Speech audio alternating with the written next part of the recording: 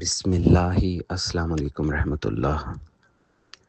کیا بہنوں بھائیوں، آپ نے کبھی اس چیز پر غور کیا ہے کہ اللہ سبحانہ و تعالیٰ جس نے ہمیں پیدا فرمایا ہے اور ہمیں بچپن سے لے کر بڑا ہونے تک ہماری حفاظت فرمائی اور ہمیں اتنا کھلایا اتنا دیا ہمیں کہ آج ہم موٹے تازے اور اپنا وزن کم کرنے میں بھی لگے ہوئے ہیں کچھ لوگ۔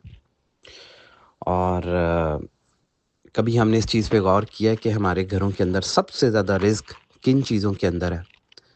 وہ کون سی ایسی جگہیں ہیں جہاں سب سے زیادہ اللہ پاک کا رزق پڑا ہوتا ہے اور مسلسل آئی جا رہا ہے وہاں پہ؟ وہ ہمارے گھروں کی فریجیں ہیں۔ کیا ہم نے کبھی غور کیا کہ ان لمبی لمبی فریجوں کے اوپر ہم نے اللہ سبحانہ و تعالیٰ کی دی ہوئی کتاب کو با ادب با ملاحظہ کر کے کور چڑھا کے رکھا ہوا ہے اوپر، اور کبھی ان کو پڑھا ہی نہیں کھول کے؟ کیا بہنوں بھائیوں، آپ نے کبھی اس چیز پر غور کیا ہے؟ دل پہ ہاتھ رکھ کے پوچھیں ہم لوگ سب کہ کیا ہم نے کبھی قرآن کی کوئی ایسی آیت زندگی میں پڑھی ہے جس سے ہم نے کچھ سیکھا ہو اور ہم کہہ سکیں آج انفرادی طور پہ اپنے آپ کو کہ ہاں میں نے ایک قرآن کی آیت سے کچھ سیکھا ہے؟ اگر سیکھا ہے تو وہ آیت خود کو سنائیں کہ میں نے وہ آیت کبھی پڑھی ہے۔ اگر آپ نہیں سنا سکے وہ آیت، تو ڈاکٹر غلام مرتضیٰ ایک بڑے ہی قرآن کے ریسرچر گزرے ہیں، کراچی سے ان کا تعلق تھا، شہید ہو چکے ہیں۔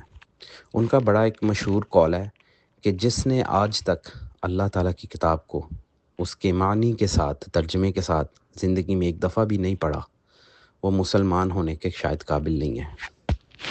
تو کیا آج تک ہم نے کوئی قرآن کا ایک لفظ یا ایک آیت سے کبھی کچھ اپنی زندگی میں بدلاؤ لے کر آئے ہیں؟ اگر نہیں لے کے آئے تو آج تک پھر ہم نے اللہ کی واللہ کتاب سے کوئی سبق یا کوئی کنسلٹیشن حاصل ہی نہیں کی، تو ہم کہاں پہ کھڑے ہیں؟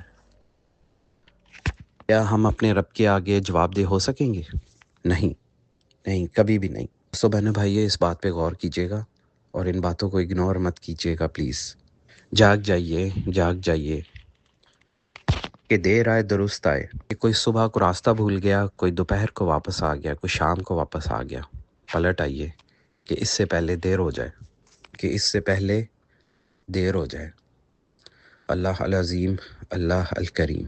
السلام علیکم ورحمۃ اللہ۔